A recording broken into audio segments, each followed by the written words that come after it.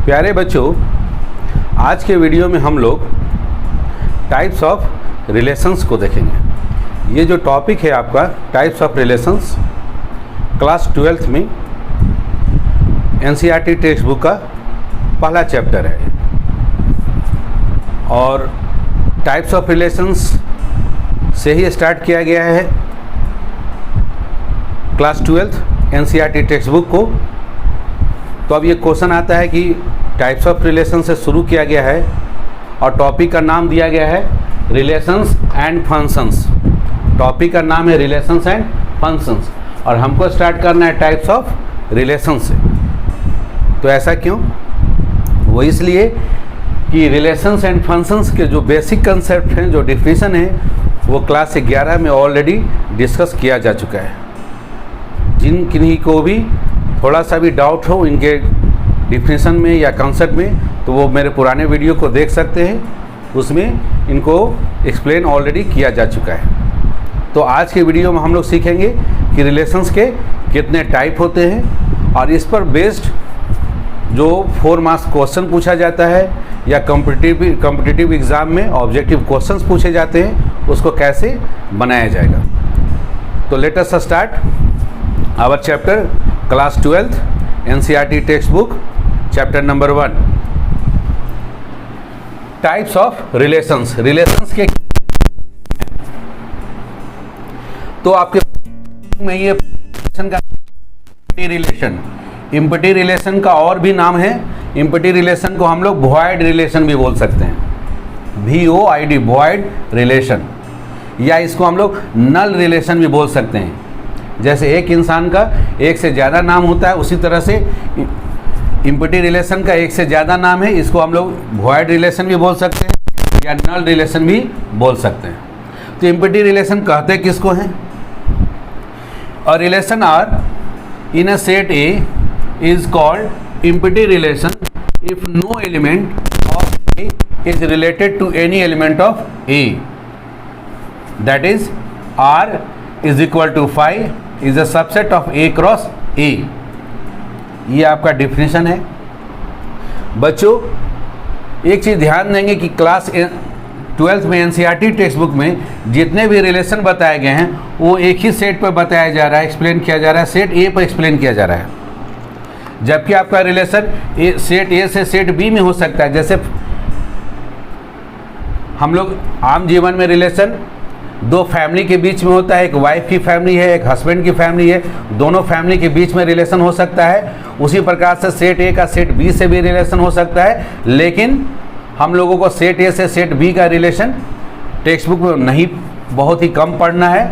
जितना भी रिलेशन बताया गया एक ही फैमिली में बताया गया, या तो हस्बैंड के फैमिली में या वाइफ के फैमिली में कितने रिलेशंस हैं, उन्हीं रिलेशंस को पढ़ने के लिए बताया गया है। तो हम लोग जितना भी रिलेशन देख रहे हैं वो एक ही सेट में देख रहे हैं, लेकिन ये कोई ज़रूरी नहीं है। सेट ए से सेट बी में भी रिलेशन हो सकता है।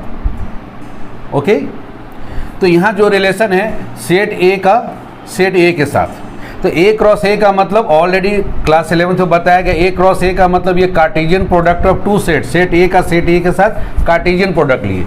कार्टेशियन प्रोडक्ट का मतलब सेट ए का पहले सेट ए का कोई भी आर्बिट्ररी एलिमेंट ए ले लिए, कोई भी ले लिए, और फिर उसी सेट का कोई दूसरा एलिमेंट लिए और उसके साथ में क्या संबंध है, क्या रिलेशन है, उस रिलेशन को आप लिखते हैं या एग्जामिनर के द्वारा दिया जाता है और उसी को चेक करते हैं कि वो दिया गया रिलेशन हमारा दिए गए जो भी क्वेश्चन है उसको फुलफिल कर रहा है या उसके कंडीशंस को फुलफिल कर रहा है या नहीं कर रहा है। तो हम लोग देखते हैं एक बार फिर से इम्पटी का डिफिनेशन। और रिलेशन आर, एक संबंध है आर। ये संबंध किस पर डिफाइन किया गया है? तो सेट ए पर डिफाइन किया गया है। और relation R in a set A is called empty relation. Relation R को हम लोग इम्पटी रिलेशन बोलेंगे या वॉइड रिलेशन बोलेंगे या नल रिलेशन बोलेंगे, जो कि सेट ए पर डिफाइन है। कब बोलेंगे ऐसा? उसके लिए शर्त है कि if no element of A, set A का कोई भी एलिमेंट सेट ए के किसी दूसरे एलिमेंट से रिलेटेड नहीं हो, उसका कोई संबंध ना हो, that is R is equal to relation R में इम्पटी रहे, इम्पटी सेट का ये सिंबल है 5, आर में कुछ भी एलिमेंट ना हो, तो ये R is equal to 5 is a subset of A cross A. उसी प्रकार का बच्चों एक और रिलेशन है यूनिवर्सल रिलेशन। दूसरा रिलेशन में पढ़ना है universal relation. A relation R in a set A is called universal relation. परिभाषा में यही स्टार्टिंग होगा। अ रिलेशन आर, रिलेशन का नाम दे दिए हम लोग R for relation. A relation R, और किस सेट में डिफाइन करना है तो सेट ए में। A relation R in a set A is called universal relation. उस रिलेशन को हम लोग यूनिवर्सल रिलेशन बोलेंगे। शर्त क्या है? If each element of A, set A का हर एलिमेंट लेंगे, यहाँ ध्यान देंगे, each element of, universal relation में कोई भी एलिमेंट नहीं छूटना चाहिए सेट ए का। Each element of A, set A का हर एक एलिमेंट, वो संबंध, उसका संबंध होना चाहिए। इज रिलेटेड टू, वो संबंधित होना चाहिए, उसका कोई ना कोई संबंध होना चाहिए। Is related to every element of A, set A के अन्य एलिमेंट के साथ वो रिलेटेड होना चाहिए। अर्थात पूरा ए क्रॉस ए कार्टेशियन प्रोडक्ट को ही, ए का ए के साथ जो कार्टेशियन प्रोडक्ट होगा, उस कार्टेशियन प्रोडक्ट को ही हम लोग यूनिवर्सल रिलेशन बोलेंगे। और ये दोनों रिलेशन हर एक सेट ए पर लागू होता है, हर एक सेट ए पर ये मिलना ही मिलना है। इसलिए ऐसे रिलेशन को हम लोग एक और नाम दिए trivial relation. Relation and universal relation are called trivial relation. ये रिलेशन जग जाहिर है किसी भी सेट ए पर मिलेंगे ही मिलेंगे, इसलिए इन दोनों रिलेशन को हम लोग ट्रिवियल रिलेशन कहते हैं। अगर कोई पूछा जाए कि ट्रिवियल रिलेशन कितने तरह के हो गए, तो दो हो गए, एक हो और दूसरा हो गया यूनिवर्सल रिलेशन। ये दोनों रिलेशन हमारे ट्रिवियल रिलेशन कहलाते हैं।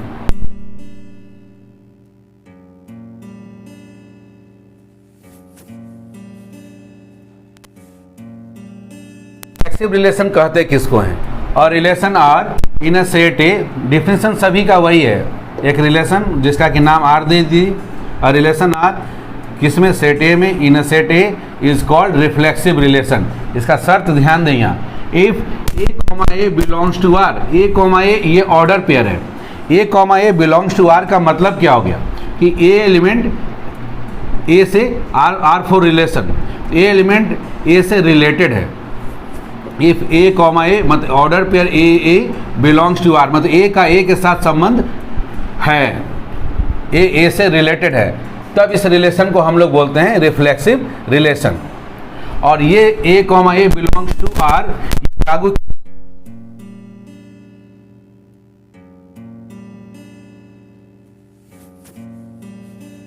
बुक में, अदर राइटर्स के बुक में इस तरह से भी लिखता है कि A is related with A. आप ये लिखिए for all A belongs to A, अथवा order pair A belongs to are.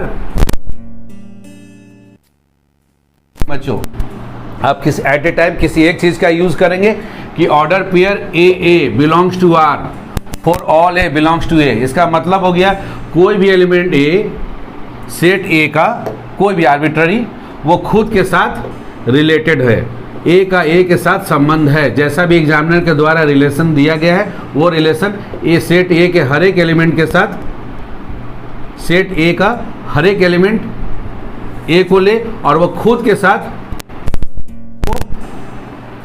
रखता हो, तब उस रिलेशन को हम लोग रिफ्लेक्सिव रिलेशन बोलेंगे। इसको लिखने का तरीका हो गया, या तो पहला order pair A belongs to R belongs to A लिखिए, अथवा A is related with A for all A belongs to A, ये लिख सकते हैं। आइए बच्चों इसी परिभाषा को हम लोग चेक करते हैं। सेम एक्सरसाइज 1.1 के कुछ क्वेश्चंस पर चेक करते हैं कि आखिर ये परिभाषा किस तरह से लागू होता है, ये जो कंसेप्ट है, ये डिफिनेशन कैसे लागू करते हैं। तो हम लोग 1.1 फर्स्ट एक्सरसाइज है, क्वेश्चन नंबर 1 का फोर्थ पार्ट हम लोग बनाते हैं। फोर्थ पार्ट में क्वेश्चन दिया गया है बच्चों कि रिलेशन आर, एक रिलेशन आर है, यहाँ पर सेट ए के बदले में देखिए सेट ए जो हम लोग लेते हैं हर एक जगह पर, जैसे यहाँ पर सेट ए है या कहीं पर भी सेट है, तो सेट ए के बदले में यहाँ पर है जेड। जहाँ हम लोग सब जगह ए जो लिखे हैं उस ए के बदले में यहाँ पर है हमारे पास जेड है। तो relation R in the set A के बदले में यहाँ दिया जेड। जेड क्या है? सेट ऑफ इंटीजर्स है। सेट ऑफ इंटीजर में सारे पॉजिटिव इंटीजर्स आएंगे 1 2 3 4 5, और सारे negative integers -1 -2 -3 up to minus infinity तक, और 0 भी आएगा इस सेट में। तो relation R in the set Z, Z का मतलब set of integers of all integers defined as. अब ये रिलेशन किस तरह से परिभाषित है, एग्जामिनर ने इसको परिभाषित किया है कि relation R equal to collection of, ये सेट का सिंबल है, collection of order pair x y. इस कलेक्शन में आप ऑर्डर पेयर एक्स वाई लेंगे, वो इस तरह से लेंगे कि उनके बीच में एक संबंध होगा, वो संबंध इस तरह से डिफाइंड है कि x माइनस वाई जो होगा is an, x minus y हमेशा एक इंटीजर होगा। ये परिभाषा के द्वारा दिया गया है। अब आपको चेक करना है कि क्या ये परिभाषा जो दिया गया है वो, अगर इस परिभाषा को हम लोग लिया जाए, इस डिफिनेशन को लिया जाए, एग्जामिनर के इस रिलेशन को लिया जाए, एग्जामिनर के द्वारा जो रिलेशन दिया गया है, तो क्या ये रिलेशन हमारा रिफ्लेक्सिव होगा? तो चलिए इसको चेक करते हैं। तो हम लोग इसको चेक करते हैं तो ये रिलेशन हमको रिफ्लेक्सिव मिलता है। अब ये क्वेश्चन उठता है कि रिफ्लेक्सिव कैसे हुआ भाई, तो चलिए चेक करते हैं। Is reflexive because for all A belongs to Z, set of integers का कोई भी आप आर्बिट्ररी अपने मन से कोई भी एक इंटीजर ए उठा लें, ए के जगह पर आप 3, 5 कुछ भी ले सकते हो, -3 जो भी मन करे आपको। Because for all A belongs to Z, तो डिफिनेशन है रिफ्लेक्सिव रिलेशन के लिए दोनों सेम होना चाहिए, ए का ए के साथ संबंध होना चाहिए। तो ए का ए के साथ संबंध का मतलब ए माइनस ए इज क्या होना चाहिए, एन इंटीजर। तो ए माइनस ए चेक किए, ए माइनस ए तो आ गया 0, और 0 एक इंटीजर है, ये तो सही बात है, ये ट्रू स्टेटमेंट है, इज ट्रू, ये ट्रू है। इसकी वजह से हम लोग बोल सकते हैं कि ए कॉमा ए यहाँ पर क्या हो गया, is an integer, that is, इसका मतलब है कि ए कॉमा ए कोई भी ए ले लिए ऑर्डर पेयर, वो बिलोंग्स टू आर हो गया। For all A belongs to integer Z, set of integer का कोई भी एक ए अपने मन से आर्बिट्ररी उठाए, एग्जाम्पल के तौर पर 3 को लिए तो 3 - 3 किए तो 0 ही आता है, और 0 एक इंटीजर है, ये सही बात है। तो हम लोग जब कभी भी जनरल प्रूफ करते हैं तो उसको हम लोग कोई पर्टिकुलर एग्जाम्पल लेकर ना करेंगे, जनरल स्टेटमेंट देंगे, और जनरल स्टेटमेंट में हमेशा हम लोग आर्बिट्ररी एलिमेंट का इस्तेमाल करेंगे, ए बी इस तरह का स्टेटमेंट करना कि कोई एक एग्जाम्पल लेंगे। हाँ, इसको कंट्राडिक्ट करना हो, इसको गलत अगर साबित करना हो तब वहाँ हम लोग एग्जाम्पल लेंगे।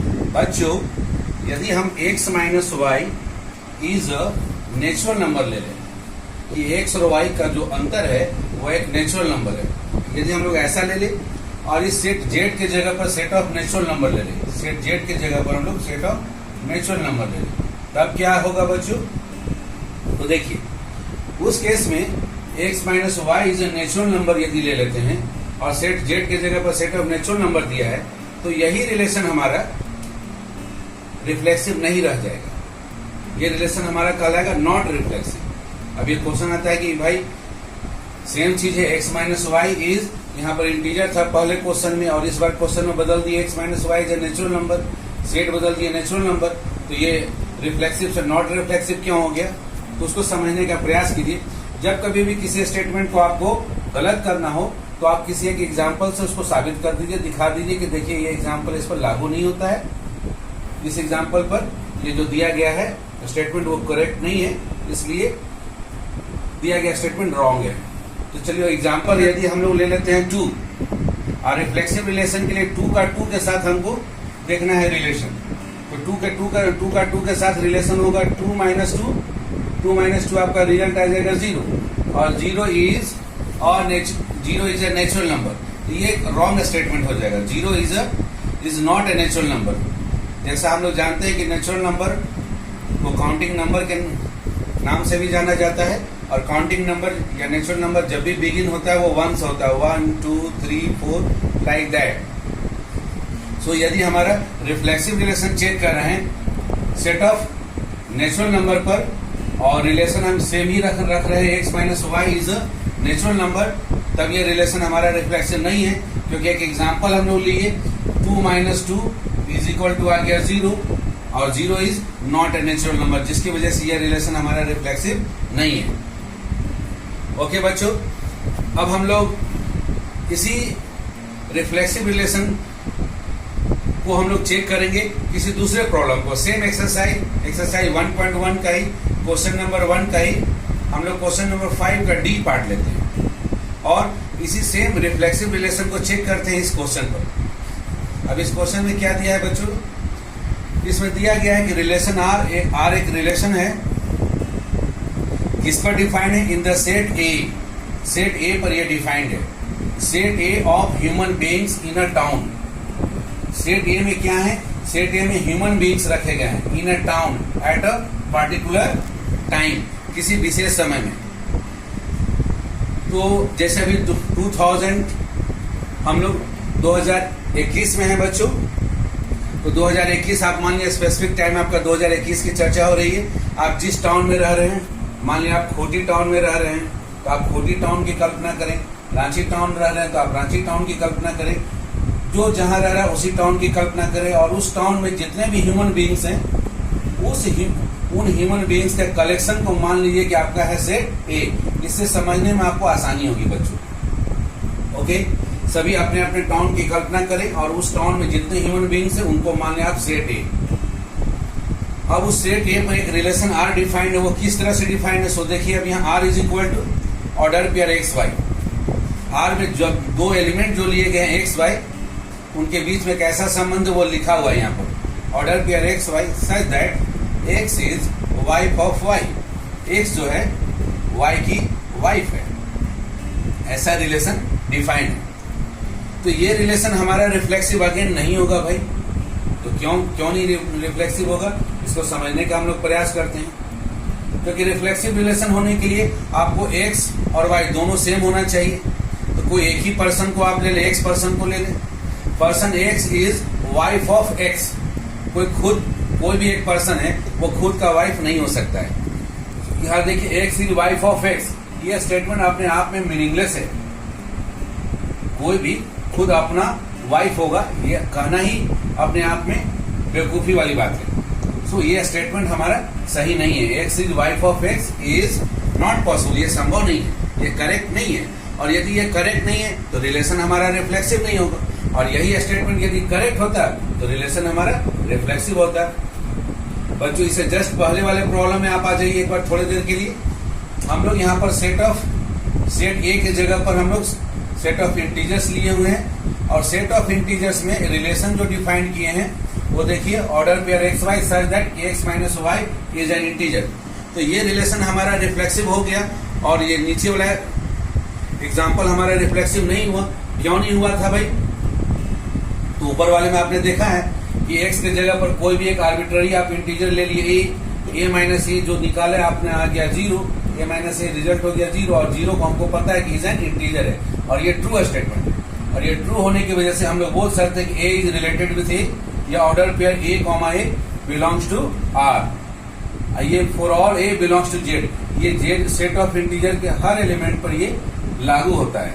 इसलिए ऊपर वाला एग्जाम्पल यदि आप देखा जाए क्वेश्चन नंबर 1 का 4 नंबर एग्जाम्पल, तो वो रिफ्लेक्सिव है।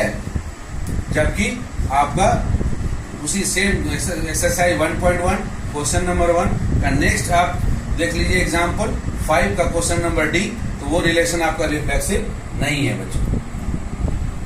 तो बच्चों आप समझ गए रिफ्लेक्सिव रिलेशन के लिए करना क्या है कि सेट ए का कोई भी आर्बिट्ररी एलिमेंट उठा लेना है आपका ए, और उसका उसी के साथ देखना है कि रिलेशन स्थापित हो रहा है या नहीं, उसका उसी के साथ संबंध हो रहा है या नहीं। अगर उसका उसी के साथ संबंध है और वह स्टेटमेंट सही है, तब आप इस रिलेशन को बोलेंगे रिफ्लेक्सिव है, अदरवाइज ये रिफ्लेक्सिव नहीं है। और आप यहाँ पर जो ए लेंगे वो आर्बिट्ररी होगा, सेट ए के किसी भी एलिमेंट पर इसको आप चेक कर सकते हैं, परख सकते हैं। आइए बच्चों, इसी तरह से हम लोग अब टाइप्स ऑफ रिलेशन में 3 तरह का हो गया हमारा रिलेशन। अब चौथा रिलेशन है हमारा सिमेट्रिक रिलेशन। सिमेट्रिक रिलेशन किसे कहते हैं? परिभाषा फिर उसी प्रकार से बच्चों, रिलेशन आर, रिलेशन का नाम दे दिया R, relation R in a set A में relation R in a set A is called symmetric. जैसा सभी का परिभाषा है बिल्कुल उसी तरह से सेम परिभाषा, रिलेशन आर, एक रिलेशन आर है in a set A is called symmetric. अब केवल शर्त यहाँ बदल जा रहा है बच्चों, इफ A1, A2 दो एलिमेंट लिए, A1 और A2 लिए सेट ए का 2 एलिमेंट लिए, या आप बोल सकते हैं कि order pair A1, A2 belongs to R. इसका मतलब A1 A2 से रिलेटेड है, बिलोंग्स टू आर का मतलब A1 का A2 के साथ संबंध है। तो इसमें क्या साबित करना रहता है, यदि A1 का A2 के साथ संबंध है तो इट इम्प्लाइज, इसमें यही जरूरी है कि इसका उल्टा भी होना चाहिए, मतलब A2 का A1 के साथ भी वही सेम संबंध होना चाहिए जैसा कि एग्जामिनर के द्वारा दिया गया है। A2, A1 belongs to R for all A1 A2। इस सेट A के किसी भी A1 A2 के साथ आप इसको चेक कर सकते हैं, निकाल कर देख सकते हैं। चलिए बच्चों, इसी परिभाषा को हम लोग सेम क्वेश्चन पर अप्लाई करके देखते हैं कि क्या होता है। एग्जाम्पल नंबर 1 एक्सरसाइज 1.1 उसका क्वेश्चन 1 का 4 नंबर हम लोग क्वेश्चन को देखते हैं। 4 नंबर क्वेश्चन में रिलेशन आर है। रिलेशन आर किस तरह से डिफाइन किया गया है कि ऑर्डर एक्स वाई है और ऑर्डर एक्स वाई में इस तरह का संबंध है कि एक्स माइनस वाई, एक्स और वाई का जो अंतर है वो क्या है, वो है इंटीजर है और सेट ए के जगह पर सेट ऑफ इंटीजर दिया हुआ है। तो इस रिलेशन को चेक कीजिए कि यह सिमेट्रिक है या नहीं है। तो इस रिलेशन को हम लोग बोलेंगे कि सिमेट्रिक है। अगेन ये बात आती है कि भाई कैसे आप दावे के साथ कह सकते हैं कि ये रिलेशन सिमेट्रिक है। तो देखिए हमारा लॉजिक, बिकॉज हम लोग बोल रहे हैं x y belongs to R, इसका मतलब एक्स का वाई के साथ संबंध है, x is related with y. Means इसका मतलब क्या हुआ, क्योंकि एग्जामिनर ने इसको डिफाइन किया x y related with x y belongs to R का मतलब है कि x minus y is an integer. इसको लिख लिया मैंने, means x minus y is an integer. अब यदि x माइनस वाई इंटीजर है तो इंप्लाइज है इन दोनों में से -1 कॉमन ले आप। -1 जैसे ही कॉमन लेंगे तो ब्रैकेट में छूट जाएगा y माइनस एक्स, तो y minus x is an integer, इसको इंटीजर बोल सकते हैं। बच्चों माइनस साइन को चाहे तो आप छोड़ भी सकते हैं, अगर छोड़ दें तो y माइनस एक्स जो आएगा वो भी एक इंटीजर है for all x y belongs to Z. तो आप देख रहे हैं कि x माइनस वाई यदि इंटीजर है तो y माइनस एक्स भी इंटीजर आ रहा है। इसका मतलब है कि x और y के बीच में जो संबंध है वही सेम संबंध y और x के बीच में है। तो अगर सेम संबंध है तो हम लोग बोलेंगे कि y is also related with x, अर्थात order pair yx belongs to R, या बोल सकते हैं y is related with x। तो बच्चों यदि x y belongs to R है और उसे आपने लॉजिकली समझा दिया, बता दिया कि x y belongs to R implies y x belongs to R, तो इस रिलेशन आर को हम लोग बोलते हैं सिमेट्रिक रिलेशन। ओके बच्चों, इसको और समझने के लिए बढ़िया से समझना है तो और एक एग्जांपल लेकर आप देख सकते हैं। एक्स के जगह पर ले ले आप जैसे 2 और वाई के जगह पर ले ले मान लीजिए 7 ले लिया, तो 2 माइनस 7 रिजल्ट आ गया आपका -5। -5 इज एन इंटीजर, करेक्ट है। -5 इंटीजर है तो -5 को आप लिख सकते हैं -1 इंटू 5, तो -1 इंटू 5 भी क्या होगा, इंटीजर है, क्योंकि सेम ही चीज है। अब -1 को छोड़ दिया, केवल 5 के बारे में आप बोल सकते हैं कि 5 भी क्या है, इंटीजर है। तो आप देख रहे हैं -5 इंटीजर है और 5 भी इंटीजर है, दोनों बातें सही है।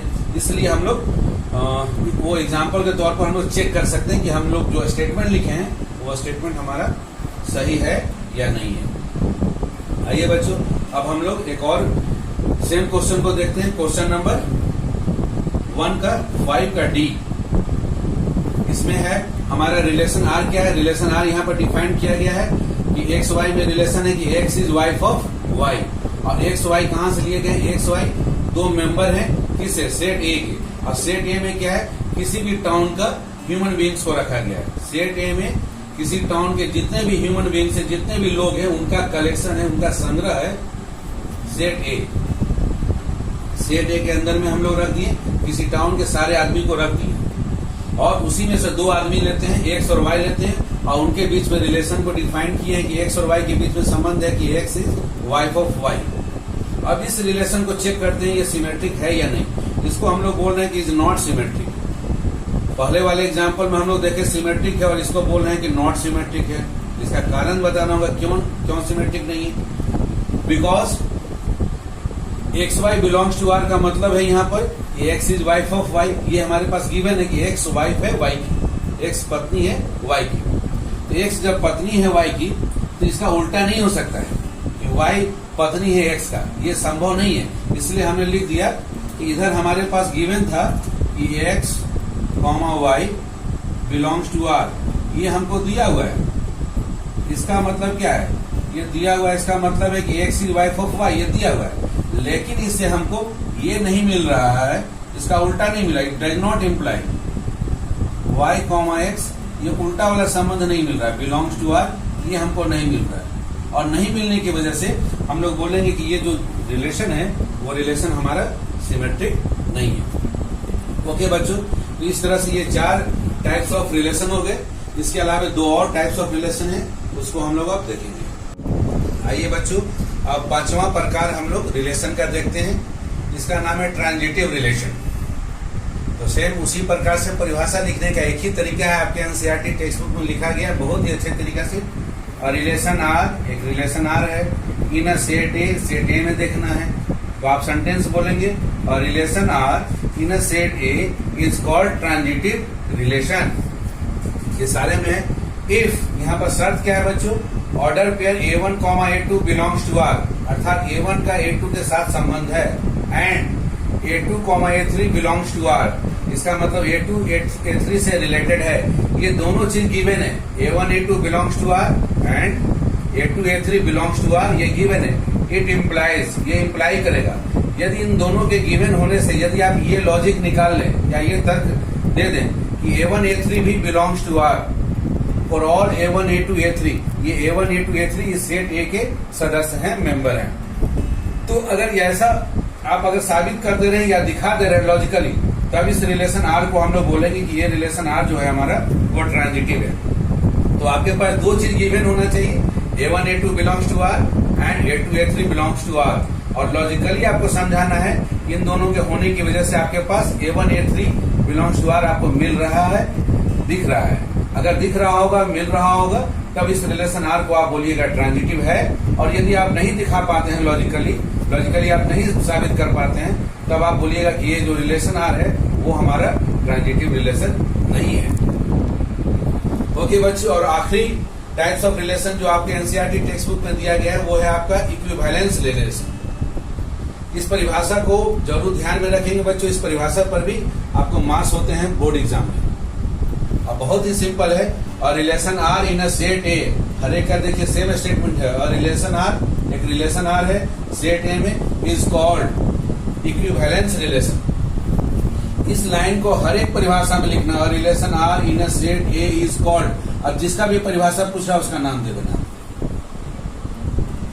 सो relation R in a set A is called equivalence relation. If, शर्त क्या है, आर इज, यदि इस आर रिलेशन में आपको तीनों खूबियां हो, रिफ्लेक्सिव रिलेशन की भी खूबी हो, सिमेट्रिक रिलेशन की भी खूबी हो, और ट्रांजिटिव रिलेशन की भी खूबियां हो, ये तीनों रिलेशन की खूबियां यदि इस रिलेशन आर में हो, तब इस रिलेशन आर को एक स्पेशल नाम दिया गया है, उसको हम लोग बोलते हैं इक्विवेलेंस रिलेशन। यदि इन तीनों में से कोई एक खूबी नहीं होगा, तब यह रिलेशन हमारा इक्विवेलेंस रिलेशन नहीं कहलाएगा। सो परिभाषा हो गया इक्विवेलेंस रिलेशन का, और relation R in a set A is called equivalence relation if R is reflexive, symmetric and transitive। चलिए बच्चों, अब इन दोनों कंसेप्ट को, दोनों परिभाषा को हम लोग अपने सेम एग्जांपल पर अप्लाई करके देखते हैं कि क्या होता है। हमारा सेम क्वेश्चन है एक्सरसाइज 1.1 का क्वेश्चन नंबर 1 का 4th पार्ट। तो वहां पर XY बिलोंग्स टू R ये हमारे पास गिवन है, XY belongs to R given, इसका मतलब क्या है उसमें कि XY से रिलेटेड ये दिया हुआ है। तो X और Y के बीच में संबंध क्या है कि X minus Y is an integer, ये हमारा गिवन है। और दूसरा फिर देखिए A1 A2 के बाद फिर क्या होना चाहिए था, A2 A3, अर्थात तो YZ बिलोंग्स टू R। इसका क्या मतलब हुआ, और इसका मतलब हो गया कि Y minus Z is an integer. ये दोनों चीज आर गिवन, ये दोनों चीज हमारे पास गिवन है। ट्रांजिटिव रिलेशन चेक करना है तो दोनों चीज हमारे पास होना चाहिए, XY belongs to R and YZ belongs to R, ये दोनों चीज गिवन हमारे पास होने चाहिए। तब चेक करना है कि क्या XZ बिलोंग्स टू R है या नहीं, लॉजिकली आपको समझाना है। ओके, हम लोग क्या करते हैं कि इन दोनों को जोड़ देते हैं, X माइनस Y और Y माइनस Z को जोड़ देते हैं। तो जोड़ने से माइनस Y प्लस Y दोनों कैंसिल हो गया, X माइनस Z आया। X भी इंटीजर है, Z भी इंटीजर है, और दो इंटीजर का डिफरेंस क्या रहेगा, हमेशा एक इंटीजर ही आएगा। तो X माइनस Z को हम लोग बोल सकते हैं कि एक इंटीजर है। ये स्टेटमेंट तब क्या ऑटोमेटिकली ट्रू आ जाता है। जब ये स्टेटमेंट ट्रू हो गया, for all X Y Z belongs to set A के जगह पर सेट ऑफ इंटीजर है, तो हम लोग बोल सकते हैं कि X, Z belongs to R। X और Z के बीच में भी वही रिलेशन R हमारा है। तो यदि हमारे पास दो चीज गिवन है, x y belongs to R, y z belongs to R, और लॉजिकली हम लोग दिखा दिए कि एक्स जेड भी बिलोंग्स टू आर, एक्स और जेड के बीच में भी वही सेम संबंध है, तब हम लोग बोल सकते हैं कि ये जो दिया गया रिलेशन आर है हमारे क्वेश्चन में, वो रिलेशन आर हमारा ट्रांजिटिव रिलेशन है। R is a transitive relation. अब बच्चों चूंकि आर में हमको तीनों खूबियां मिल गई, आर हमारा रिफ्लेक्सिव रिलेशन भी आया, सिमेट्रिक रिलेशन भी आया एंड ट्रांजिटिव रिलेशन भी आया, इसलिए इस आर रिलेशन को हम लोग एक स्पेशल नाम देंगे। So R is an equivalence relation. R को हम लोग बोलेंगे कि आर कैसा है, इक्विवेलेंस रिलेशन। आइए अब एक और एग्जांपल हम लोग लेते हैं उसी सेम एक्सरसाइज 1.1 का, क्वेश्चन नंबर 1 का, क्वेश्चन नंबर 5 का डी पार्ट लेते हैं। तो डी पार्ट में बच्चों एक्स वाई ऑर्डर पेयर है, belongs to R. X y के बीच में किस तरह का संबंध है, यह है कि x is wife of y, x wife है वाई की, और दूसरा गिवन है वाई कॉमा जेड, क्योंकि ये सेम होना चाहिए। ट्रांजिटिव रिलेशन में देखिएगा A1 A2 के बाद A2 A3, ये A2 दोनों जगह रिपीट करना चाहिए, इसलिए यहाँ पर वाई जेड हम लोग किए। Y z belongs to R, ये भी गिवन है, अर्थात y is wife of z. तो दो चीज हमारे पास है कि एक्स वाइफ है वाई की, और दूसरा है कि y is wife of z, जो कि पॉसिबल नहीं है। जब एक्स वाइफ है वाई की, एक्स पत्नी है वाई की, और वाई क्या हो गया, पति हो गया, तो फिर से वाई ऑलरेडी पति हो चुका है, तो y is wife of z, ये संभव ही नहीं है। पति जो है वो फिर किसी और की पत्नी है, ये संभव है ही नहीं। लेकिन फिर भी मान लीजिए एग्जामिनर ने आपको ये दोनों चीज दिए हुए थे, तो आप इससे कंक्लूजन नहीं निकाल सकते हैं कि x is wife of Z, कि एक्स जो है जेड की वाइफ है, इसलिए हमने लिख दिया डज नॉट इम्प्लाई। तो ये नहीं निकालने का मतलब हो गया कि आपके पास X comma Z does not belongs to, ये आपका बिलोंग्स नहीं कर रहा है आर में। एक्स और जेड के बीच में वही सेम संबंध नहीं मिल रहा है, x is wife of Z आपको नहीं मिल रहा है। नहीं मिलने की वजह से आर को हम लोग बोलेंगे कि R is not transitive relation. तो बच्चों आपने देखा ये वाला जो रिलेशन है, इस रिलेशन आर में, जो कि सेट ए पर सेट ए में लिया गया था, आप जिस टाउन में रह रहे हो उस टाउन के सारे ह्यूमन बीइंग्स का कलेक्शन लिया गया था, और आर रिलेशन जो था x is wife of y के रूप में था। तो ये जो रिलेशन है, ये रिलेशन हमारा ना ही रिफ्लेक्सिव निकला, ना ही हमारा सिमेट्रिक निकला, और ना ही हमारा ट्रांजिटिव निकला। और उससे जस्ट पहले वाला जो हम लोग क्वेश्चन बनाए, क्वेश्चन नंबर 4 बनाए क्वेश्चन 1 का, तो वो रिलेशन हमारा तीनों हुआ, रिफ्लेक्सिव भी हुआ, सिमेट्रिक भी हुआ और ट्रांजिटिव भी हुआ। तो बच्चों आप देखें कि इस तरह से हमारे पास जो भी टाइप्स ऑफ रिलेशंस के डिफिनेशन है, उनको आप डिफरेंट क्वेश्चंस पर आप अप्लाई करेंगे एक्सरसाइज 1.1, और सारे क्वेश्चंस आपके बनेंगे। फिर भी कुछ डाउट्स आएगा तो आप मेरे कमेंट बॉक्स में लिखना ना भूलेंगे, ताकि नेक्स्ट वीडियो आपके डाउट्स के होंगे। ओके बच्चों, थैंक यू सो मच बच्चों।